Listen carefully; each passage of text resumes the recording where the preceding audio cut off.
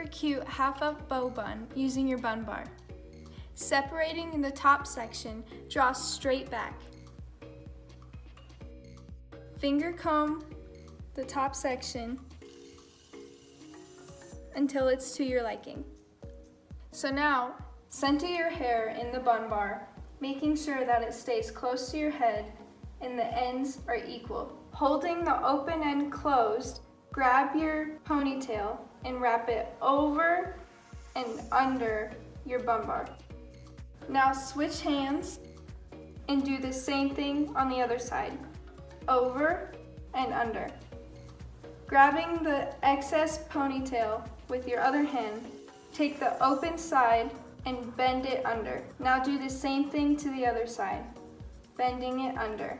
Make sure that you're overlapping by an inch and squeeze down tightly.